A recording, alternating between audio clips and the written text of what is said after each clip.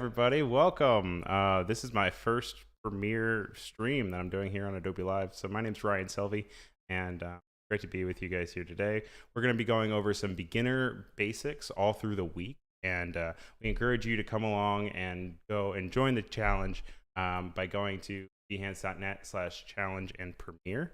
And when you go there, you'll be able to download all the assets that we're going to be working on and work alongside me as I walk you through some of the intros and ins and outs of working in Premiere. Now, this is where you'll be able to access the Creative Challenge. Like I said, it's behance.net/challenge/Premiere, and each day you can go down and unlock the challenge.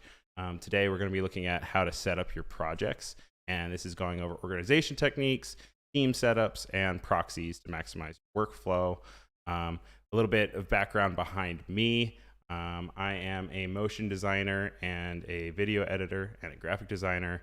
I think that as the world continues to evolve, everyone is becoming a generalist in some capacity. So if you're somebody who has never really touched Premiere before, that's okay. This week is going to be for you. I have worked in an agency before where I've done some video editing, and then I've also now as a freelancer worked one-on-one with clients to really explore the video edited process to a more professional level. But you can really take any of these techniques that we're going to be going over this week to apply them to your social media or maybe to a one-off client. And then as you continue to learn the program, you can be able to go and really fine tune and turn it into something a little bit. You'll see that in the assets for today, I have a lot of funny videos that I have filmed with my friends this weekend where we created a delicious snack for you guys, which I also encourage you guys to go ahead and make the snack for yourselves. We're gonna have the community chat over in the Discord, which you could access through the Creative Challenge website, as we were saying. And not only do I want to see your work, but I also want to see your craft creations of your snack. So as you're editing this video or you're working through the video editing process with me, I hope that maybe you get a little bit of a sweet tooth and you're able to go and make some snacks. You know, it's two birds, one stone. You can have a great time.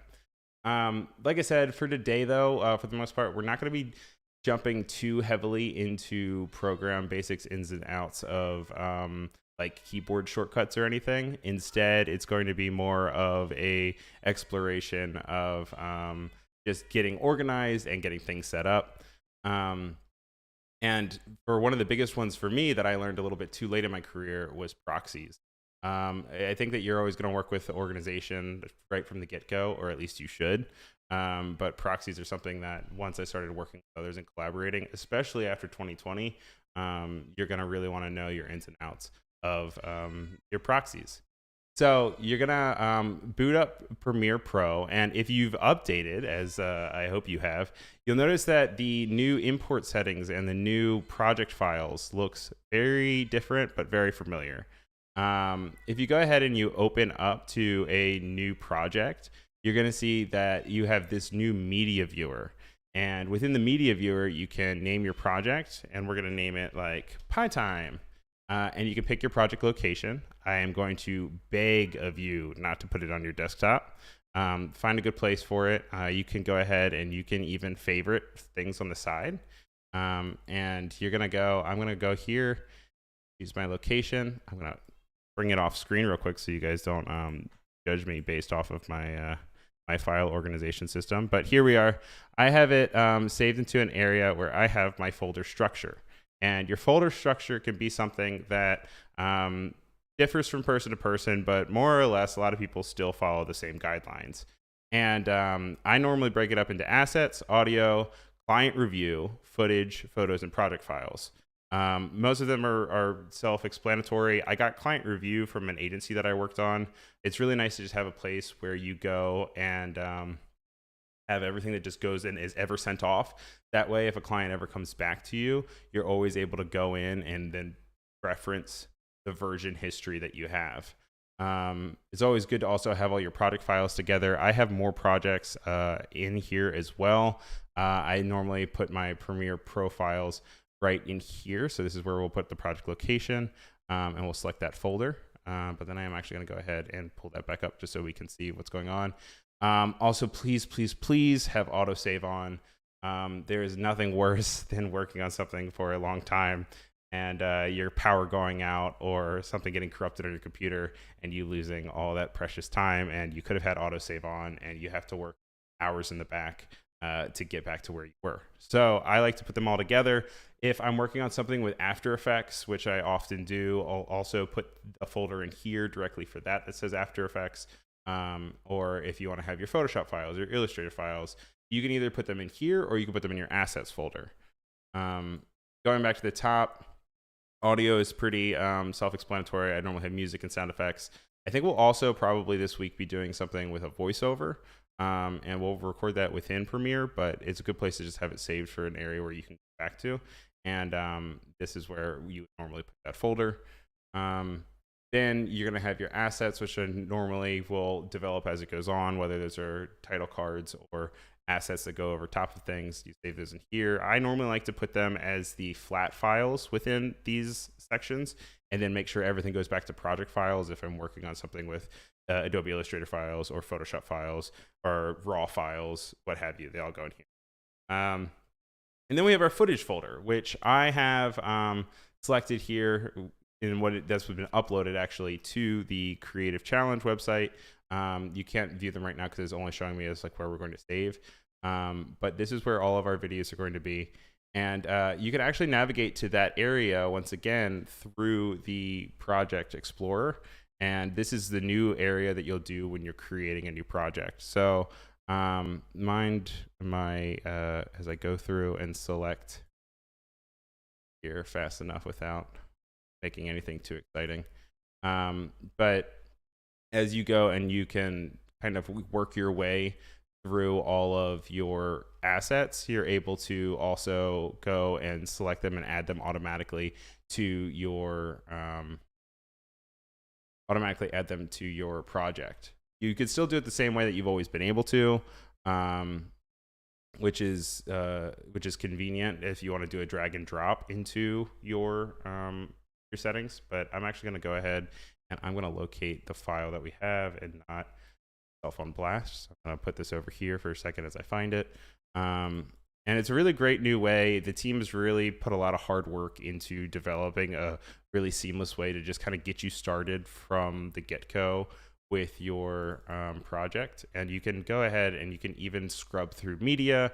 You can organize your files in a way that makes sense straight into a sequence. And I'll show you how to do that in just a second. Back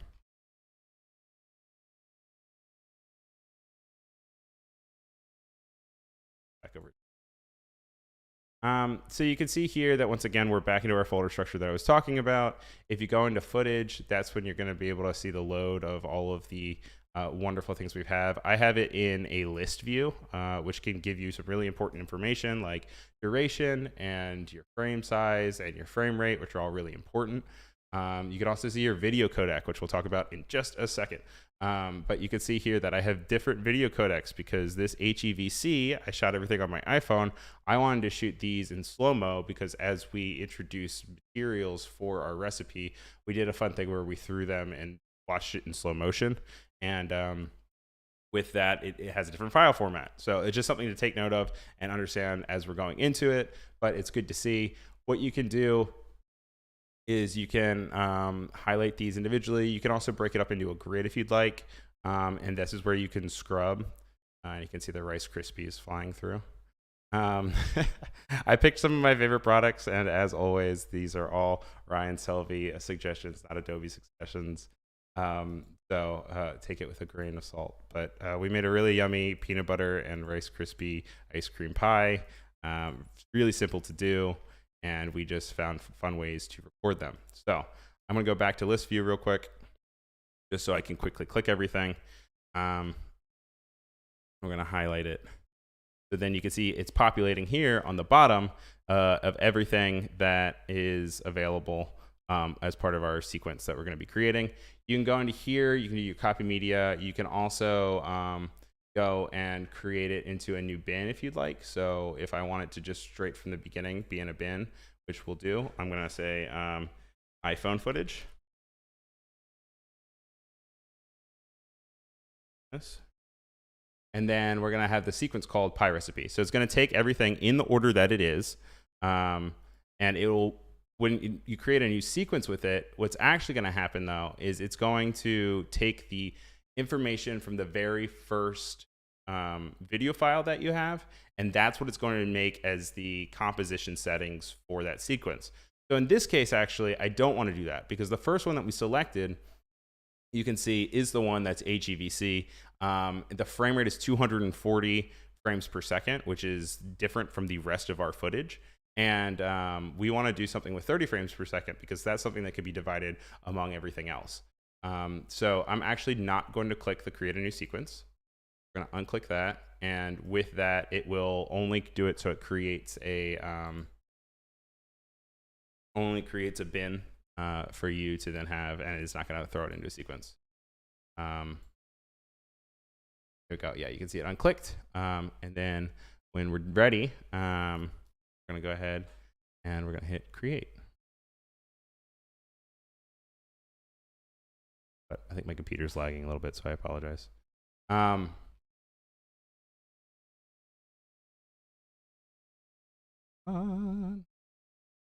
But by the way, if you guys are watching this, this is most likely, you're probably watching it in a replay, but I do want to let you guys know that this is a live stream. This is really exciting that we get to do this every single day as part of a live event. I just want to say hello to a bunch of people in the chat. Hi to Andrew and Jack and Mike and Vladair and Frank. It's all good to see you guys. Thank you guys for being here. If you have questions throughout the week as we go on, please let me know. And we will apply our knowledge to whatever you guys are looking for and have questions about. So the thing that I wanted to talk to you a lot about was within our footage folder. You can see here, these are all offline because I had recently added them. We're going to go ahead and we're actually going to just get rid of, say bye-bye. And I know we just took the time to use the folder to get it together, but I want to go in. I'm going to just do it the old way. And I want to drag and drop the media that I want onto my canvas, and we'll create a sequence from that experience. What we're going to do is we're going to create some proxies, and what proxies are they're little replications of the content that you already have, but they simplify them in a way that increase mobility or playback of the content. Not all proxies are smaller in size, though, because a smaller file size does not always equate a file that's easier to play. But we'll touch on that in a minute. And so some reasons why you'd want to use proxies are if your computer is laggy and you want to speed things up because you don't want it to have to work as hard. Another one would be if you work remotely with others and you want to send your source materials back and forth. And you don't want to deal with gigantic files. That doesn't really make sense. And also if you want to work on multiple devices. So like, let's say that you're working on something on your big computer and then you want to work on a laptop because you're going on vacation. You don't want to be far away from any of the edits that you might have to make. You can go ahead and you can make a proxy. And so the proxies are going to be automatically replicated to your choice of codec. And you'll be able to take those and you can then work on the smaller files or the more uncompressed files, and then you can edit and do everything that you need in Premiere. And then once it's time to export it, Premiere is already going to know that you have proxies for these bigger files, and then it will swap it out for you. And then when you go to export, it will export it as a full production and full piece, which is really nice. It increases your workflow. It increases your ability to be flexible, and it's way less hard on your computer. So the reason why I said that you can either have it as mobile or you can have it as smoother is because with mobile, it's going to compress a little bit more, and with smoother, it's going to uncompress a little bit. And with uncompressing, it's actually going to make your files bigger. And I know that sounds weird. You think that like if you're having a bigger file, why would your computer then be able to play it better? And that has to do with how your camera or your source material normally takes and compresses content. So what it does is, since it's putting it on these little tiny pieces of equipment that you have, like little SD cards, it's going to take the footage and try to find as many patterns and consistencies that it can, so that it can tell the memory that it's going to take just the parts that are moving and keep them in frame. Then it says, okay, later down the line, somebody else will take care of it, like Premiere, so that when you put it in Premiere, Premiere then has to take all this information that it has and has to unpack it. It has to put everything together and say, oh, okay, this is how you organize it to make it easy. But since you organize it to make it easier and smaller, this has me referencing more stuff to do. And the way that proxies work, at least in the ProRes format, is you're going to be taking that and you're going to unpack it and put it all together. So then you're just saying, here you go, Premiere. Here it is at what it is, face value, frame by frame, no compression. Then you can just play it smooth like butter. And because of that, the file size is going to be bigger because it has more frames to remember, but it's not going to have to do any of the hard work. So your computer's not freaking out and doing all this extra heavy lifting, trying to uncompress it in real time as you are editing your video, which is nice. Now, you can do all of this within Premiere, and the Premiere interface lets you just set it right up to seamlessly work with Adobe Media Encoder. So we're going to go ahead and I'm going to pull those video files that we were having and put them into our footage folder, just in the way of Explorer, like I was saying. And we're going to take them, we're going to drag and drop them. Then we'll have them listed out in our little media area. I like to have my bins nice and organized in my product as well, where I have footage, audio, assets, and sequences. I like to put a little exclamation point in front of the sequences because I like it to always be at the top, because I always like it to be the main one. And all you can do is you can just go through and you can highlight, you can right click, and then you can go to proxy and you say create proxies, and this new dialog menu will pop up.